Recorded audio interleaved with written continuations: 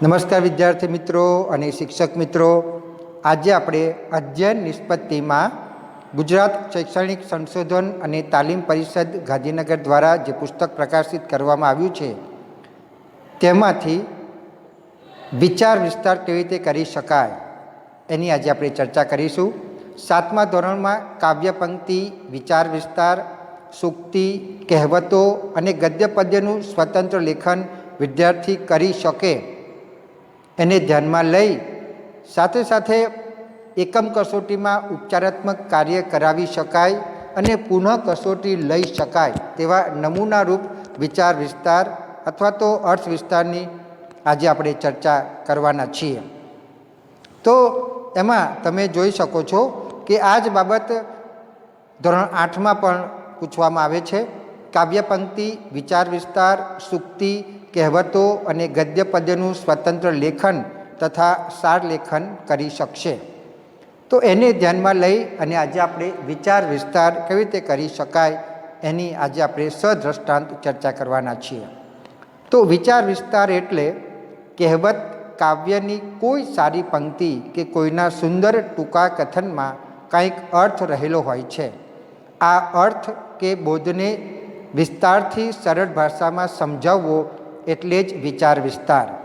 ઘણીવાર આવી પંક્તિ ટૂંકી હોય છે, તેમાં એક પણ શબ્દ વધારાનો હોતો નથી, તેનો દરેક શબ્દ ઘણો મોટો અર્થ આપી જાય છે। આવી સુંદર પંક્તિમાં કાંઈક ને કાંઈક બોધ, સમજણ અને ડાપણ રહેલા હોય છે।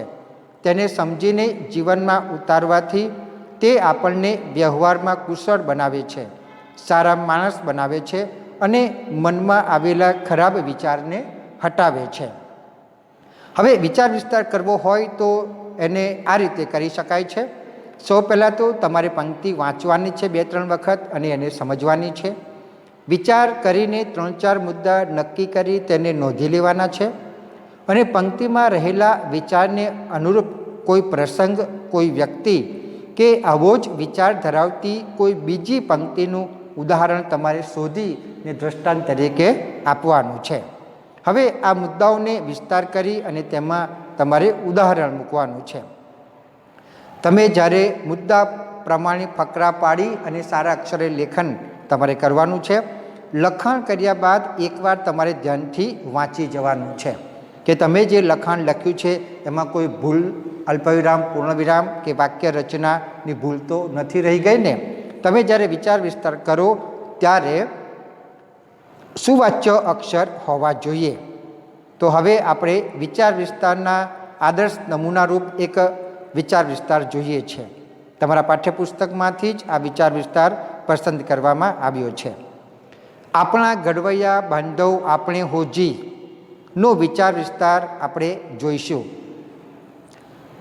પ્રયત્નો વડે જ આપણું જીવન ઘડતર થાય છે, માનવી પોતે જ પોતાનો ભાગ્ય વિધાતા છે એ વાત અહીં સમજાવી છે। આપણા ઘડવૈયા બાંધવ આપણે હોજી, આ પંક્તિ આપણને વાંચવી ગમે છે કારણ કે એ વાંચતા જ સમજાય છે। આપણા ઘડવૈયા આપણે જ છીએ, આપણા પ્રયત્નો વડે જ આપણું ઘડતર થાય છે, માનવી પોતે જ પોતાનો ભાગ્ય વિધાતા છે। જીવનમાં આગળ વધવા માટે આપણે જ પરિશ્રમ કરવો પડે છે।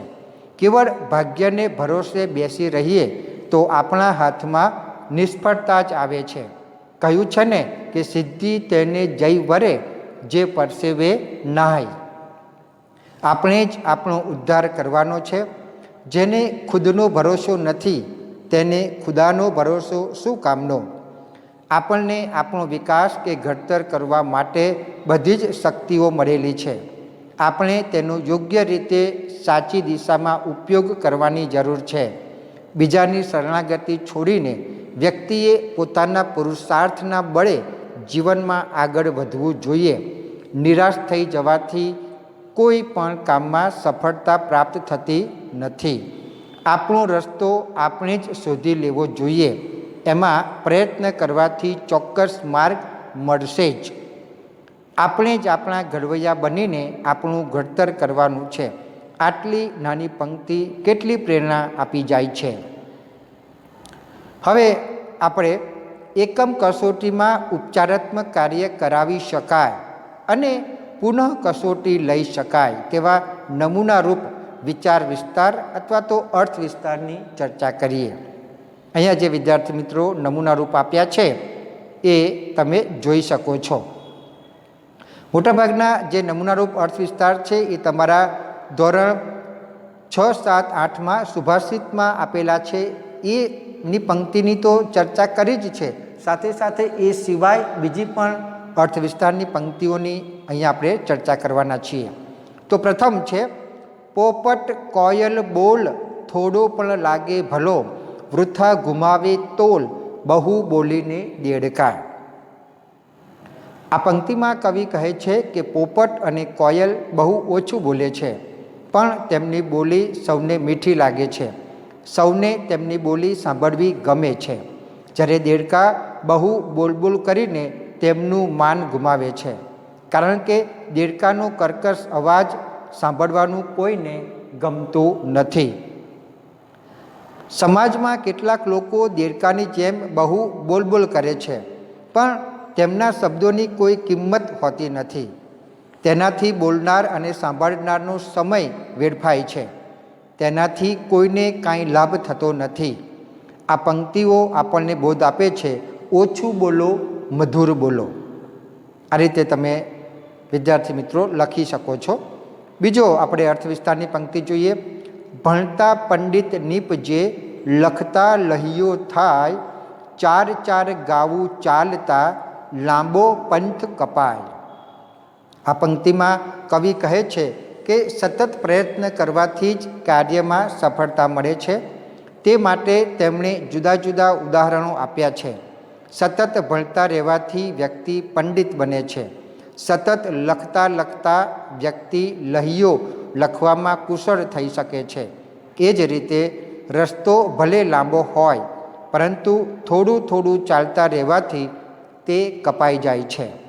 આપણે કોઈ પણ કાર્યમાં નિપુણતા મેળવવા માટે સતત પ્રયત્ન કરતા રહેવું જોઈએ. ધીરજ રાખીને સતત પ્રયત્ન કરવાથી જ સિદ્ધિ પ્રાપ્ત થાય છે. ત્યાર પછીનો અર્થ વિસ્તાર છે, સમેના વેર વેરથી, ટળેના પાપ પાપથી, ઔષધ સર્વ દુઃખોનું મૈત્રી ભાવ સનાતન. આ પંક્તિમાં કવિ કહે છે કે વેર વેરથી સમતું નથી, પાપ કરવાથી પાપ દૂર થતું નથી. તમામ દુઃખનું પ્રાચીન કાળથી ચાલતું આવતું ઔષધ મૈત્રી ભાવ છે. બીજો પેરેગ્રાફ, કોઈની સાથેના વેરનો બદલો વેર લેવાથી વાળી શકાતો નથી. તેમ કરવાથી તો વેર પેઢીઓ સુધી ચાલતું જ રહે છે અને બંને પક્ષે ભારે નુકસાન થાય છે. રજપૂત રાજાઓ તેનું ઉદાહરણ છે. કોઈના પાપની સામે પાપ કરવાથી પાપનું પોટલું મોટું થતું જાય છે. મિત્રતા જ રામબાણ ઉપાય એટલે કે દવા છે. વેરી અને પાપી સાથે મૈત્રીભાવ રાખવાથી વેર અને પાપ ટળે છે. વ્યક્તિના હૃદયનું પરિવર્તન થાય છે. આપણે સૌની સાથે મિત્રતા રાખીએ અને જીવનને મધુર બનાવીએ. બીજો અર્થ વિસ્તાર આપણે જોઈએ. જલાવી જાતને ધૂપ સુવાસિત બધું કરે, ઘસીને જાતને સંતો અન્યને સુખિયા કરે. તો પ્રથમ પેરેગ્રાફ, આ પંક્તિમાં કવિ કહે છે કે સંતો ધૂપસળી જેવા હોય છે. ધૂપસળી જાતે બળે છે પણ બીજાને સુગંધ આપે છે. સંતો પણ પોતે દુઃખ સહન કરીને બીજાને સુખી કરે છે. સંતોનું જીવન આદર્શ હોય છે. તેઓ બીજા માટે જ જીવે છે. તેમણે સેવાધર્મ સ્વીકારેલો હોય છે. તેઓ નિસ્વાર્થ ભાવે લોકોની સેવા કરે છે. તેઓમાં પોતાના ભોગે બીજાને સુખી કરવાની ભાવના હોય છે. ગાંધીજી, રવિશંકર મહારાજ, ઠક્કર બાપા વગેરે એના ઉત્તમ ઉદાહરણો છે. આપણે કદી સ્વાર્થી ન બનીએ. આપણે બીજા માટે જીવતા શીખીએ. ત્યાર પછી બીજો અર્થ વિસ્તાર છે, મંજિલ હો જેનું ધ્યેય એ રસ્તો નહીં જુએ, ઉદ્યમી હો હસ્તની રેખા નહીં જુએ, દાનેશ્વરીનું કામ છે ખૈરાત વહેંચવી, યાચકની જાતને કદી દાતા નહીં જુએ. જવાબ: આ મુક્તકમાં કવિ સમજાવે છે કે જે વ્યક્તિનું ધ્યેય લક્ષ્ય સ્થાને પહોંચવાનું છે તે માર્ગની વિષમતાઓ જોતો નથી. જે વ્યક્તિ ઉદ્યમી છે તે ક્યારેય હસ્તરેખા જોવા બેસતો નથી અને જે ખરેખર દાનેશ્વરી છે તે યાચકની જાત જોતો નથી. કહેવત છે ને કે નાચવું નહીં તેને આંગળું વાંકું. જેને કાંઈ કામ કરવું નથી તે અનેક બહાના બતાવે છે, પરંતુ જેને ખરેખર આગળ વધવું છે તે તો અગવડમાં પણ સગવડ ઊભી કરી આગળ વધે છે. શેરી લાઇટના અજવાળે પણ વાંચીને ખૂબ સારું પરિણામ લાવે છે, પરંતુ જે આળસુ છે તે બધી સગવડો મળતી હોવા છતાં કાંઈ કરતો નથી. Nothing is impossible in the world. આપણે ભાગ્યને ભરોસે બેસી ન રહીએ, પરંતુ લક્ષ્ય સામે રાખીને ખૂબ મહેનત કરીએ. જેને ખરેખર જરૂર હોય તેને આપણે ઉદાર હાથે દાન આપીએ. ત્યાર પછીની અર્થવિસ્તારની પંક્તિ છે: ફળો આવે છે ત્યારે ડાળીઓ નીચે નમી જઈને ખરેખર નમ્રતા શું છે તે જમાનાને બતાવે છે. જવાબ: પ્રસ્તુત ગઝલમાં કવિએ વૃક્ષની નમેલી ડાળીઓના ઉદાહરણ દ્વારા નમ્રતાનો મહિમા સમજાવ્યો છે. સામાન્ય રીતે વ્યક્તિ શ્રીમંત થાય, કોઈ ઉચ્ચ હોદ્દા પર પહોંચે ત્યારે તેનામાં અભિમાન આવી જાય છે. તે છકી જાય છે. તે વાતમાં બીજાને ઉતારી પાડે છે કે તેની અવગણના કરે છે. વ્યક્તિ જેમ જેમ ઊંચે જાય તેમ તેમ તેનામાં નમ્રતા આવવી જોઈએ. વૃક્ષ પર ફળો આવે છે ત્યારે વૃક્ષની ડાળીઓ નીચે નમે છે. વૃક્ષની ડાળીઓ આ રીતે પોતાના આચરણ દ્વારા લોકોને નમ્રતાનો બોધ આપે છે. આપણે પણ જેમ જેમ આગળ વધીએ તેમ તેમ વાણી અને વર્તનમાં નમ્રતા દર્શાવીએ, અભિમાની ન થઈએ. ત્યાર પછીની આપણે અર્થવિસ્તારની પંક્તિ જોઈએ: ચેહ ઠરે દુખડા ઠરે ઠરી જાય ખટરાગ, પણ ઈર્ખાની આગ ઠારે ત્યમ બમણી બળે. જવાબ: આ પંક્તિમાં કવિ કહે છે કે સમય જતાં સ્મશાનની ચિતા ઠરે છે. જીવનમાં આવેલા દુઃખ સમય જતાં દૂર થાય છે.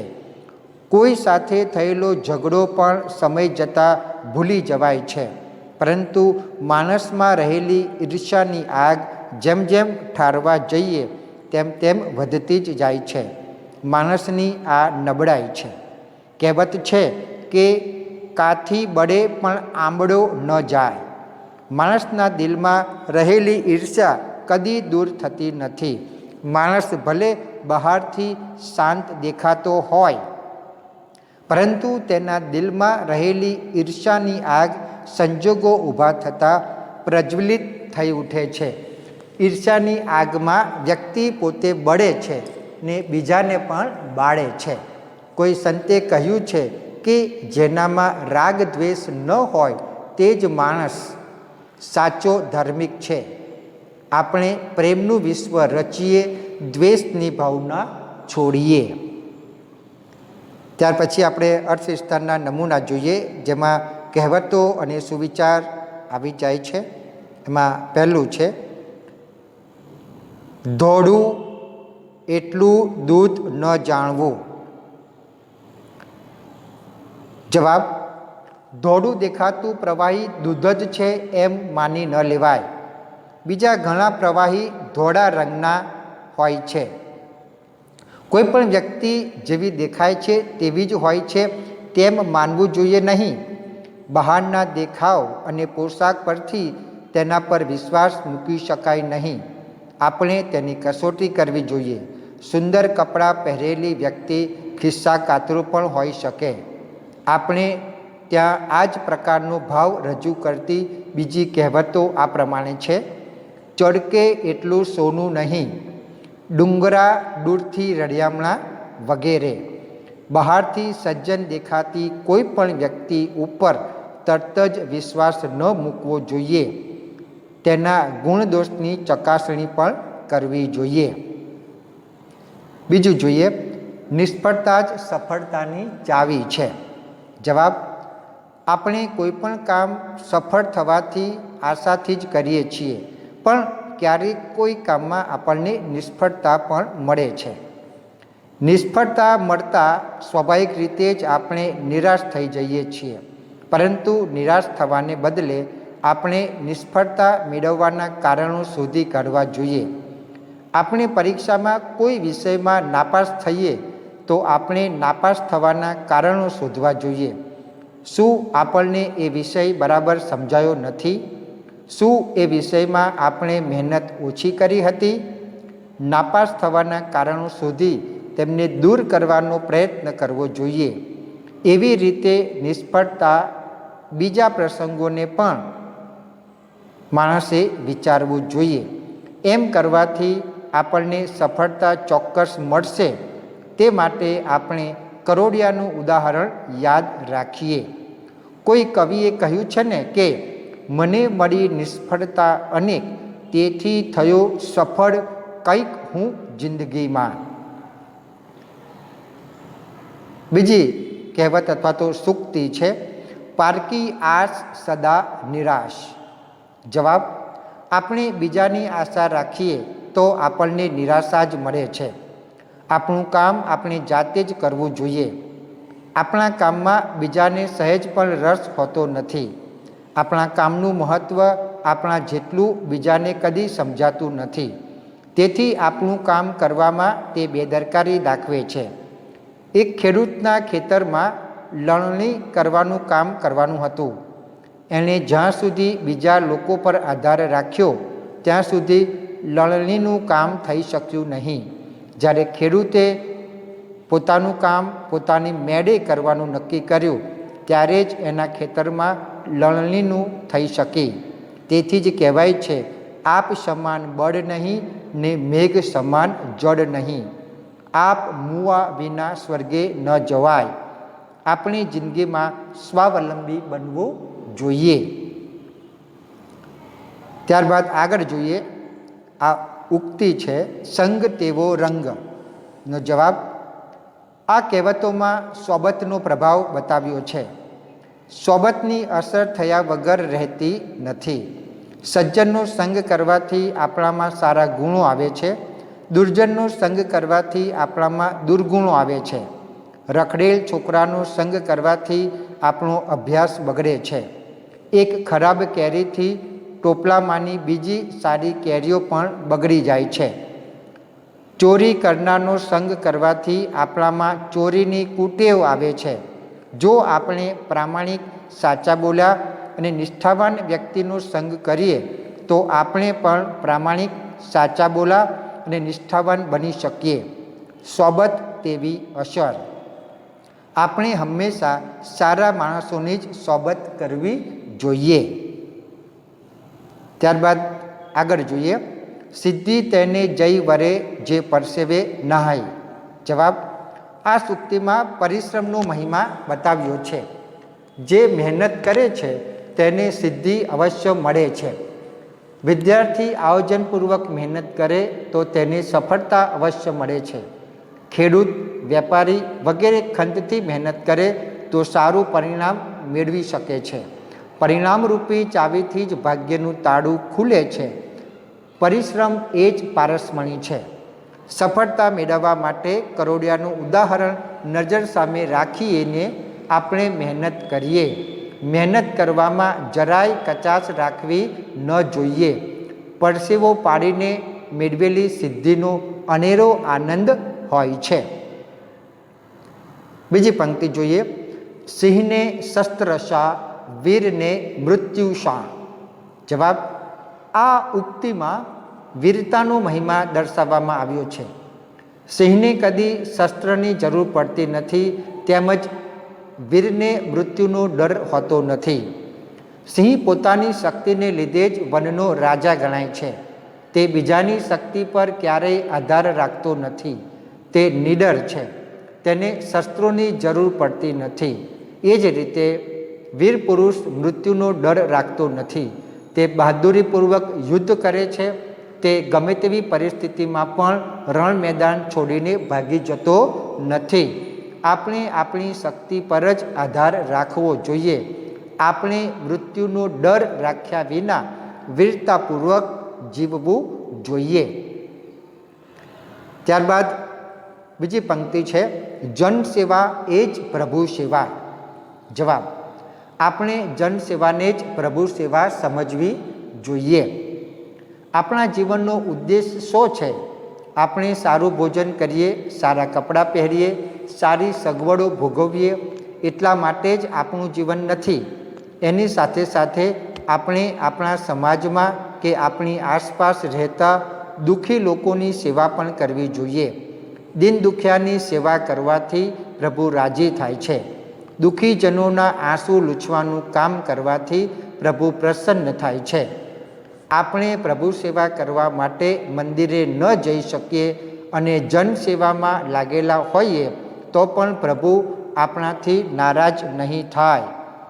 આપણે સમાજના ગરીબ, અપંગ અને વૃદ્ધ લોકોની સેવાના કામો કરીએ અને તેમના અંતરના આશીર્વાદ મેળવીએ. આગળ જોઈએ, આ શું વાક્ય છે? પાણી અને વાણી વિચારીને વાપરો. જવાબ, આ સુવાક્યમાં પાણી અને વાણીને ગમે તેમ વેડફવાના નથી, પરંતુ તેમનો કાળજીપૂર્વક ઉપયોગ કરવાનો છે એવી શિખામણ આપી છે. પાણીનો દુરુપયોગ ન થાય, પાણી કરકસરપૂર્વક વાપરવું જોઈએ. વસ્તી વધારાની સાથે પાણીની સમસ્યા પણ વધતી જ જાય છે. આજે ઘણી જગ્યાએ પાણીની વિકટ સમસ્યા છે. તેથી બીજાનો વિચાર કરીને પાણી વાપરવું જોઈએ. સ્વસ્થ અને સુખી જીવન જીવવા માટે વાણીનો પણ વિવેકપૂર્વક ઉપયોગ કરવો જોઈએ. કોઈની લાગણી દુભાય, કોઈનું અપમાન થાય, ક્લેશ થાય તેવું બોલવું ન જોઈએ. શબ્દમાં શક્તિ હોય છે. મધુર વાણી સૌને ગમે છે. તેનાથી સંબંધો સુધરે છે, સંબંધોમાં મીઠાશ આવે છે, જીવન આનંદમય બને છે.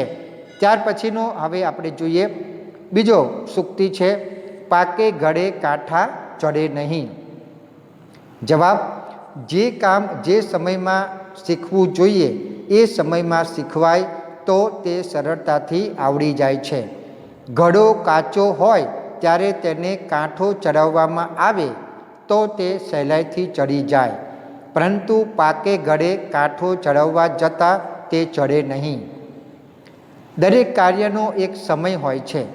વિદ્યાર્થી કાળમાં આપણે સારી રીતે ભણી શકીએ, પરંતુ વિદ્યાર્થી અવસ્થા વીતી જાય, ઘરની જવાબદારીઓ આવી પડે ત્યારે આપણે ભણવાનો પ્રયત્ન કરીએ તો આપણે સારી રીતે ભણી શકીએ નહીં. તે વખતે ભણવાનું અશક્ય નહીં તો અઘરું જ લાગે છે.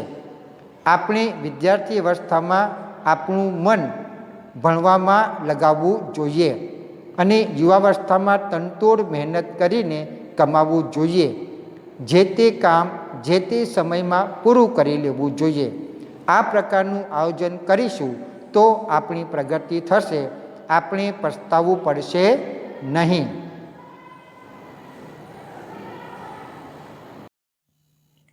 હવે આપણે બીજો એક નવો અર્થ વિસ્તાર જોઈએ. પીપળ પાન ખરંતા હસતી કુપડિયા, મુજ વીતી તુજ વીતશે ધીરી બાપુડિયા. આ પંક્તિઓમાં કવિ કહે છે કે પીપળાના પાકા અને પીળા પાન ખરે છે ત્યારે કૂપળો હસે છે. તે વખતે ખરતા પાન કૂપળોને કહે છે કે તમે ધીરજ રાખો, એક દિવસ તમારી દશા પણ અમારા જેવી જ થવાની છે. કેટલાક લોકો અપંગ, અશક્ત, ઘરડા અને ગરીબ માણસોની મશ્કરી કરે છે. તેઓ એ વાત ભૂલી જાય છે કે કોઈ વખત તેમની પણ આવી જ દશા થઈ શકે છે. કોઈના બધા દિવસો ક્યારેય એક સરખા જતા નથી. આપણે કોઈની મજાક મશ્કરી ન કરીએ, આપણે કોઈની હસી ન ઉડાવીએ. આપણે અશક્ત અને ગરીબ માણસો માટે દયાની લાગણી રાખીએ. આપણે તેમને મદદરૂપ બનીએ. બીજી પંક્તિ જોઈએ અર્થવિસ્તારની. હોય કામ મુશ્કેલ પણ ઉદ્યમથી જટ થાય, ખંત જો દિલમાં હોય તો કદી ન ફોગટ જાય. આ પંક્તિઓમાં કવિ કહે છે કે કોઈ પણ મુશ્કેલ કામ મહેનત કરવાથી જલ્દી પૂરું થાય છે. જો આપણા દિલમાં ખંત હોય તો અઘરું લાગતું કામ પણ મહેનતથી પાર પાડી શકાય છે. આપણી મહેનત કદી નકામી જતી નથી. કેટલાક કામ અઘરા હોય છે. જો આપણે વિચાર જ કરતા રહીએ કે તે ક્યારે થશે અથવા કેવી રીતે થશે તો તે કામ ક્યારેય થશે નહીં. આપણે ઉત્સાહથી અને આયોજનપૂર્વક એ કામ કરવા માંડીએ તો આપણને સફળતા ચોક્કસ મળે છે. વિદ્યાર્થી તરીકે આપણને જે વિષયો અઘરા લાગતા હોય તે શીખવા માટે આપણે ખંતથી મહેનત કરીએ તો એમાં ચોક્કસ સફળતા મળે છે. આપણે ખંતથી મહેનત કરવી જોઈએ. નવો વિચાર વિસ્તાર. પોપટ કોયલ બોલ, થોડો પણ લાગે ભલો, વૃથા ગુમાવે તોલ, બહુ બોલીને દેડકા. આ પંક્તિઓમાં કવિ કહે છે કે પોપટ અને કોયલ બહુ ઓછું બોલે છે, પણ તેમની બોલી સૌને મીઠી લાગે છે. સૌને તેમની બોલી સાંભળવી ગમે છે. જ્યારે દેડકા બહુ બોલ કરીને તેમનું માન ગુમાવે છે, કારણ કે દેડકાનો કર્કશ અવાજ સાંભળવાનું કોઈને ગમતું નથી. સમાજમાં કેટલાક લોકો દેડકાની જેમ બહુ બોલ કરે છે, પણ તેમના શબ્દોની કોઈ કિંમત હોતી નથી. તેનાથી બોલનાર અને સાંભળનારનો સમય વેડફાય છે. તેનાથી કોઈને કાંઈ લાભ થતો નથી. આ પંક્તિઓ આપણને બોધ આપે છે, ઓછું બોલો, મધુર બોલો. બીજો વિચાર વિસ્તાર જોઈએ.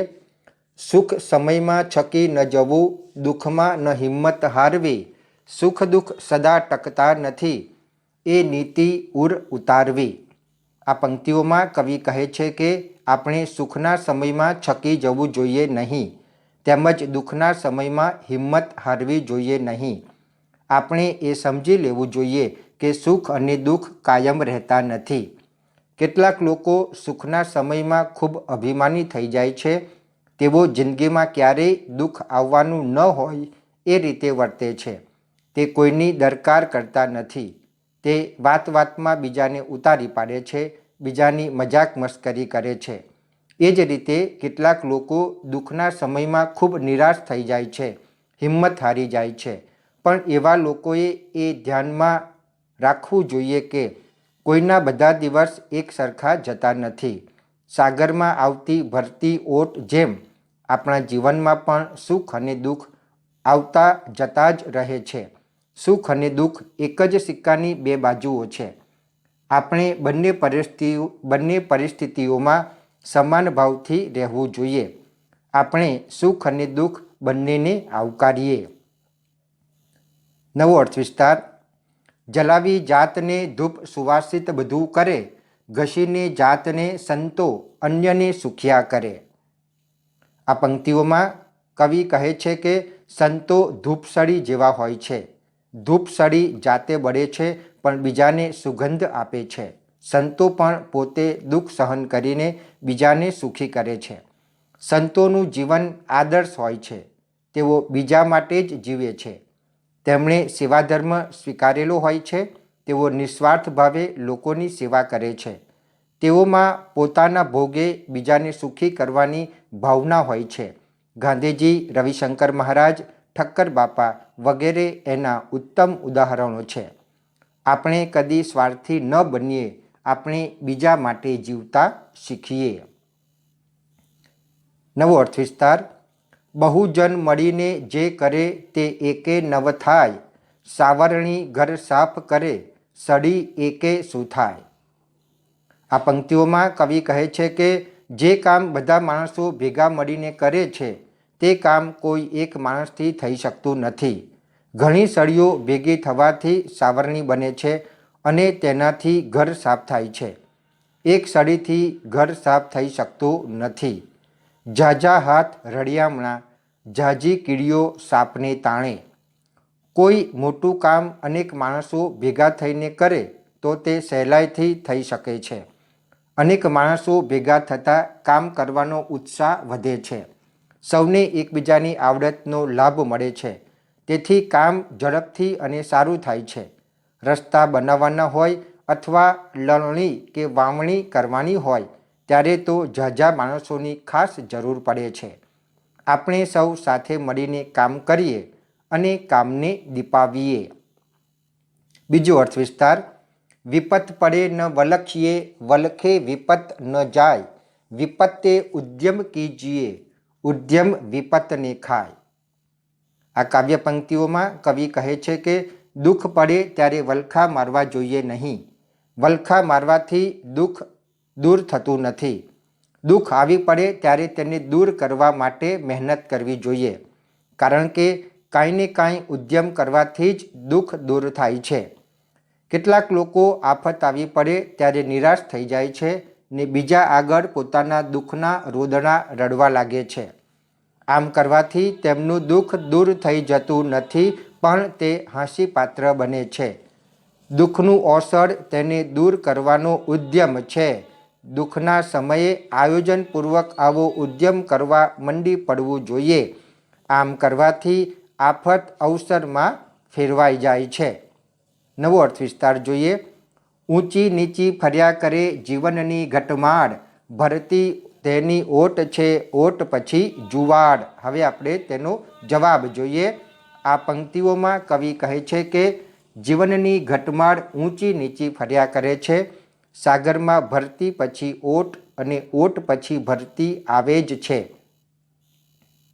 સંસારમાં એવો કોઈ માણસ નથી કે જેને કોઈ દુઃખ આવ્યું ન હોય. આથી લોકો દુઃખને અનિવાર્ય સમજીને સ્વીકારી લે છે. મનુષ્ય જીવનમાં સુખ અને દુઃખની ઘટમાળ ફર્યા જ કરે છે. સુખ અને દુઃખ એક સિક્કાની બે બાજુઓ જેવા છે. થોડો સમય સુખ હોય તો થોડો સમય દુઃખ. તેથી માણસે સુખ અને દુઃખ માટે હર્ષ કે શોક ન કરવો જોઈએ. રામ, કૃષ્ણ, હરિશ્ચંદ્ર, નળ, પાંડવો વગેરેના જીવનમાં પણ સુખ અને દુઃખ બંને આવ્યા હતા અને તેમણે એ બંનેને ખુશીથી સ્વીકાર્યા હતા. આપણે પણ સુખમાં છકી ન જઈએ અને દુઃખમાં હિંમત ન હારીએ. આપણે બંનેને આવકારીએ. નવો અર્થ વિસ્તાર. ગરીબ કે ધનવાનને ગણવા સર્વ સમાન, જગ ફૂલવાડી ઈશની, પ્રભુના સૌ સંતાન. આ પંક્તિમાં કવિ કહે છે કે આપણે ગરીબ કે ધનવાન સર્વને સમાન ગણવા જોઈએ. આ જગત ઈશ્વરની ફૂલવાડી છે. તેમાં રહેતા સૌ પ્રભુના સંતાન છે. ફૂલવાડીમાં વિવિધ રંગોવાળા અને વિવિધ સુગંધવાળા પુષ્પો હોય છે. તે બધા જ ઈશ્વરનું સર્જન છે. એટલું યાદ રાખવું જોઈએ. આ જગતના રચયિતા ઈશ્વર છે. ઈશ્વર સૌના પર સમાન ભાવ રાખે છે. તેના દરબારમાં ગરીબ કે ધનવાન એવા ભેદ નથી. આપણે સૌ ઈશ્વરના સંતાન છીએ, તો શા માટે આવો ભેદ રાખવો જોઈએ? સૌની સાથે એક જ કુટુંબના સભ્યો હોઈએ તેમ રહેવું જોઈએ. નવો અર્થ વિસ્તાર. હંસા પ્રીતિ ક્યાંયની વિપત પડે ઉડી જાય, સાચી પ્રીત શેવાળની જડ ભેગી સુકાય. આ પંક્તિઓમાં સાચી પ્રીત કેવી હોય છે તે હંસ અને શેવાળના ઉદાહરણ દ્વારા સમજાવ્યું છે. જળાશયમાંનું જળ સુકાઈ જતાં રૂપાળા હંસો તે જળાશયને છોડીને ઉડી જાય છે, જ્યારે કદરૂપી શેવાળ જળની સાથે જ સુકાઈ જાય છે. સાચો પ્રેમી શેવાળ જેવો હોય છે. તે સુખમાં અને દુઃખમાં આપણી સાથે જ રહે છે. તે આપણા સુખે સુખી અને આપણા દુઃખે દુઃખી થાય છે. તેનામાં સ્વાર્થની ભાવના હોતી નથી. શેવાળ જેવી પ્રીત જ સાચી પ્રીત છે. બીજો અર્થ વિસ્તાર. ભણતા પંડિત નીપજે, લખતા લહિયો થાય, ચાર ચાર ગાઉ ચાલતા લાંબો પંથ કપાય. આ પંક્તિઓમાં કવિ કહે છે કે સતત પ્રયત્ન કરવાથી જ કાર્યમાં સફળતા મળે છે. તે માટે તેમણે જુદા જુદા ઉદાહરણો આપ્યા છે. સતત ભણતા રહેવાથી વ્યક્તિ પંડિત બને છે. સતત લખતા લખતા વ્યક્તિ લહિયો લખવામાં કુશળ થઈ શકે છે.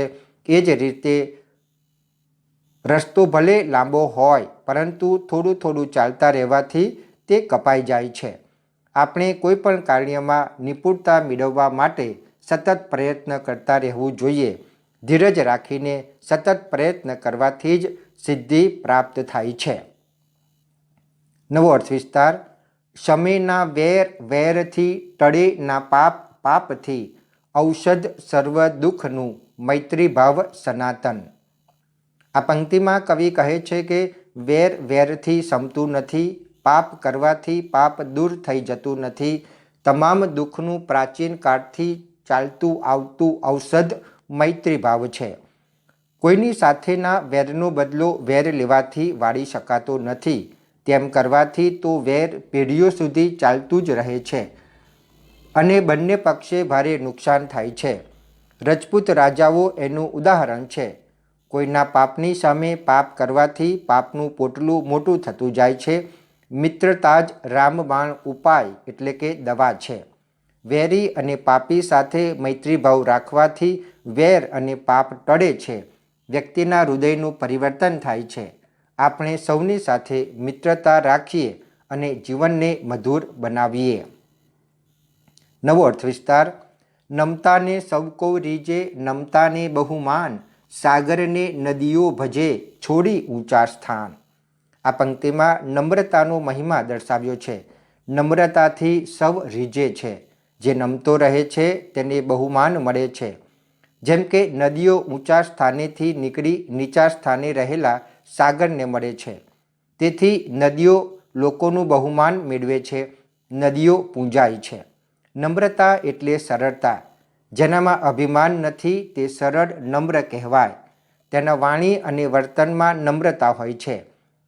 તેથી તે સૌને ગમે છે. વિનયી વ્યક્તિ સાથે વાતચીત કરવાનું સૌને ગમે છે. તેના કામ જલ્દી થઈ જાય છે. સૌ તેનું બહુમાન કરે છે. આપણે નમ્ર બનવું જોઈએ. નમે તે સૌને ગમે. નવો અર્થ વિસ્તાર.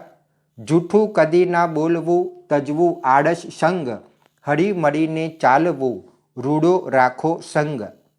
આ પંક્તિમાં જીવનમાં અપનાવવા જેવા કેટલાક ગુણો દર્શાવ્યા છે. આપણે ક્યારેય જૂઠું બોલવું જોઈએ નહીં.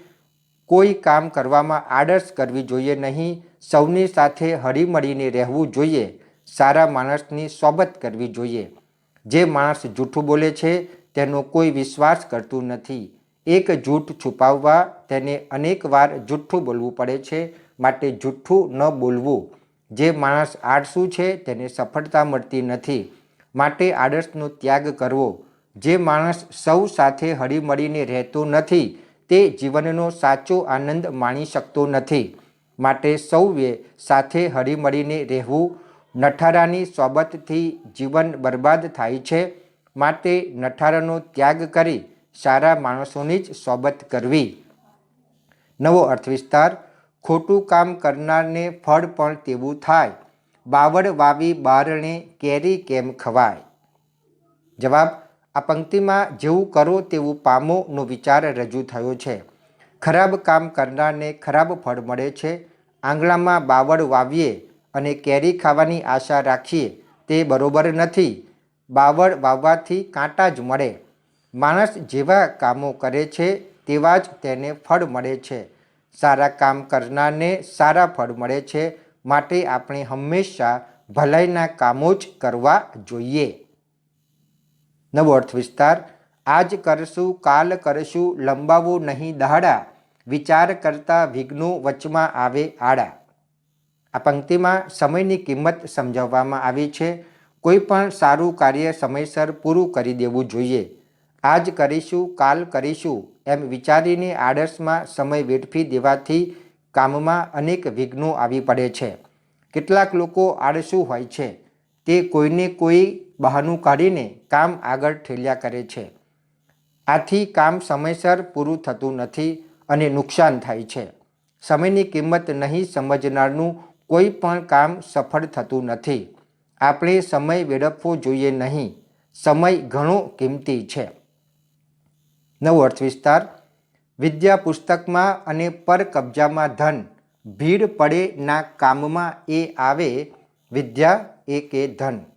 વિદ્યા પુસ્તકમાં અને પર કબજામાં ધન, ભીડ પડે ના કામમાં એ વિદ્યા એ ધન. પંક્તિમાં કવિ કહે છે કે પુસ્તકમાં રહેલી આપણી વિદ્યા અને પારકાના કબજામાં રહેલું આપણું ધન ભીડ પડે ત્યારે આપણને કામે લાગતા નથી. આથી આવી વિદ્યા અને આવું ધન કોઈના કામના નથી. પુસ્તકમાંથી આપણને માર્ગદર્શન મળે છે, પરંતુ મુશ્કેલીના સમયે પુસ્તકના પાના વાંચવા ન બેસાય. તેથી વિદ્યા કંઠસ્થ હોવી જોઈએ. એ જ રીતે બીજાને આપેલી આપણી રકમ મુશ્કેલીના સમયે આપણને મળી શકતી નથી. આથી આપણું ધન, આપણી મિલકત આપણા કબજામાં જ રાખવી જોઈએ. નવો અર્થ વિસ્તાર જોઈએ. મન મેલા તન ઉજળા, બગલા કપટી અંગ, તેથી તો કાગા ભલા તન મન એક જ રંગ. આ પંક્તિઓમાં કવિ કહે છે કે બગલાનું શરીર ઉજળું હોય છે, પણ તેનું મન મેલું હોય છે, તેથી માછલા છેતરાઈ જાય છે. કાગડાનું તન અને મન એક જ રંગના છે, કાળા રંગના છે, તેથી છેતરાઈ જવાતું નથી. સમાજમાં કેટલાક લોકો બગલા જેવા હોય છે. તેમના બાહ્ય દેખાવથી લોકો અંજાઈ જાય છે, પરંતુ છેવટે છેતરાય છે. તેઓના આચાર અને વિચારમાં ઘણો તફાવત હોય છે. તેના કરતાં આચાર અને વિચારમાં સામ્ય ધરાવતા કપટી લોકો સારા, કારણ કે તેમનાથી કોઈ છેતરાતું નથી. આપણે બગભગતથી ચેતતા રહેવું જોઈએ. નવો અર્થ વિસ્તાર છે. વેર વ્યસન વૈભવ ને વ્યાજ, વહાલા થઈ કરશે તારા જ. આ પંક્તિમાં કવિ કહે છે કે વેર રાખનાર અને વ્યસન કરનાર કદી સુખી થતો નથી. અતિ વૈભવી જીવન જીવનાર અને વ્યાજ વટું કરનાર વ્યક્તિ પણ છેવટે બરબાદ થાય છે. વેર વ્યસન વૈભવ અને વ્યાજ શરૂઆતમાં સારા લાગે છે. તેના મદમાં આપણે ભાન ભૂલી જઈએ છીએ, પરંતુ તેના લીધે જ આપણે છેવટે બરબાદ થઈએ છીએ. વેર વ્યસન વૈભવ અને વ્યાજથી દૂર રહેવામાં જ આપણી ભલાઈ છે. નવો અર્થ વિસ્તાર. સરવાળો સત્કર્મનો ગુણનો ગુણાકાર, બાદબાકી બુરાઈની ભ્રમનો ભાગાકાર. આ પંક્તિમાં કવિએ આદર્શ જીવન જીવવા માટે શું કરવું જોઈએ તે સમજાવ્યું છે. સારા કાર્યનો સરવાળો અને સદ્ગુણોનો ગુણાકાર કરવો જોઈએ. એટલે કે સારા કાર્યો કરવા અને સદ્ગુણો વિકસાવવા જોઈએ. બુરાઈની બાદબાકી અને ભ્રમનો ભાગાકાર કરવો જોઈએ. એટલે કે કુટેવોથી અને ભ્રમથી દૂર રહેવું જોઈએ. આપણે સારા કામ કરીએ અને કુટેવો છોડીએ. નવો અર્થ વિસ્તાર. જાતે કરવું, જાતે રડવું, જાત વિના સૌ જૂઠું જે, જાતે જૂજવું, જાતે વધવું, જાત વડે ઉદ્ધરવું જે. આ સુભાષિતમાં જાત મહેનતનું મહત્ત્વ બતાવવામાં આવ્યું છે. આપણું કામ આપણે જાતે કરવું જોઈએ. મહેનતનો રોટલો ખાવો જોઈએ. તકલીફો વેઠીને પણ આગળ વધવું જોઈએ. એ રીતે જ આપણો ઉદ્ધાર થશે. પારકી આશ સદા નિરાશ. બીજાના ભરોસે બેસી રહેવાથી આપણો ક્યારેય ઉદ્ધાર થશે નહીં. જાત મહેનતથી આપણે આગળ વધીએ એનો આનંદ કંઈક ઓર હોય છે. આપણે અપના હાથ જગન્નાથ એ સૂત્રને સદા યાદ રાખવું જોઈએ. નવો અર્થ વિસ્તાર. કડવા હોય લીમડા, શીતળ એની છાંય, બાંધવ હોય અબોલડા, તોય પોતાની બાય. આ સુભાષિતમાં કુટુંબ ભાવનાની વાત કરવામાં આવે છે. તેને માટે લીમડાનું ઉદાહરણ આપવામાં આવ્યું છે. લીમડો ભલે કડવો હોય, પરંતુ એની છાયા શીતળ હોય છે. એ જ રીતે આપણા ભાઈ ભાંડુ કુટુંબીજનો ભલે ભડકાણા હોય, પરંતુ તે જ સંકટ સમયે મદદરૂપ થાય છે. આથી આપણા કુટુંબીજનો આપણને કોઈ વાર બે કડવા વેણ કહે તો આપણે એનું માઠું લગાડવું જોઈએ નહીં. નવો અર્થ વિસ્તાર. બેસે છે ભાગ્ય બેઠાનું, ઊભું ઊભા રહેલનું, સૂતેલાનું દિશે સૂતું, ચાલે ભાગ્ય ચલંતનું. આ સુભાષિતમાં પુરુષાર્થનો મહિમા દર્શાવ્યો છે. જે બેસી રહે છે તેનું ભાગ્ય પણ બેસી રહે છે. જે ઊભો રહે છે તેનું ભાગ્ય પણ ઊભું રહે છે. જે સૂતો રહે છે તેનું ભાગ્ય પણ સૂતેલું રહે છે. પરંતુ જે ચાલે છે તેનું ભાગ્ય ચાલતું રહે છે. ફરે તે ચરે, મહેનત કરનારને જ નસીબ ફળે છે. ભાગ્યના ભરોસે બેસી રહેનારને નિષ્ફળતા અને નિરાશા જ સાંપડે છે. આપણે હંમેશા પુરુષાર્થ કરતા રહેવું જોઈએ. નવો અર્થ વિસ્તાર: ફળો આવે છે ત્યારે ડાળીઓ નીચે નમી જઈને ખરેખર નમ્રતા શું છે એ જમાનાને બતાવે છે. પ્રસ્તુત ગઝલની પંક્તિમાં કવિએ વૃક્ષની નમેલી ડાળીઓના ઉદાહરણ દ્વારા નમ્રતાનો મહિમા સમજાવ્યો છે. સામાન્ય રીતે વ્યક્તિ શ્રીમંત થાય, કોઈ ઉચ્ચ હોદ્દા પર પહોંચે ત્યારે તેનામાં અભિમાન આવી જાય છે, તે છકી જાય છે, તે વાતમાં બીજાને ઉતારી પાડે છે કે તેની અવગણના કરે છે. વ્યક્તિ જેમ જેમ ઊંચે જાય તેમ તેમ તેનામાં નમ્રતા આવવી જોઈએ. વૃક્ષ પર ફળો આવે છે ત્યારે વૃક્ષની ડાળીઓ નીચે નમે છે. વૃક્ષની ડાળીઓ આ રીતે પોતાના આચરણ દ્વારા લોકોને નમ્રતાનો બોધ આપે છે. આપણે પણ જેમ જેમ આગળ વધીએ તેમ તેમ વાણી અને વર્તનમાં નમ્રતા દર્શાવીએ, અભિમાની ન થઈએ. તો અહીંયા આપણે વિદ્યાર્થી મિત્રો અને શિક્ષક મિત્રો, વિદ્યાર્થી જાતે અર્થ વિસ્તાર કરી શકે એ અધ્યયન નિષ્પત્તિની ચર્ચા પૂર્ણ કરીએ છીએ. મોટાભાગના જે અર્થ વિસ્તારો ધોરણ 6, 7, 8માં પૂછવામાં આવે છે એની જ ચર્ચા આપણે અહીંયા કરેલી છે.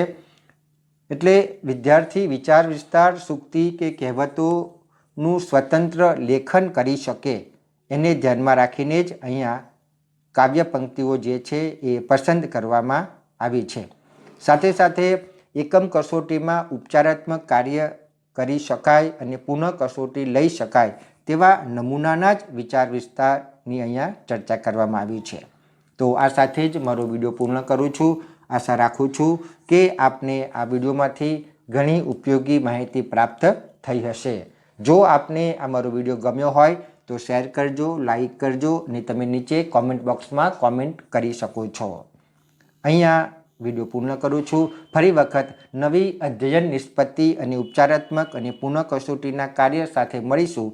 ત્યાં સુધી આપની રજા લઉં. આવજો.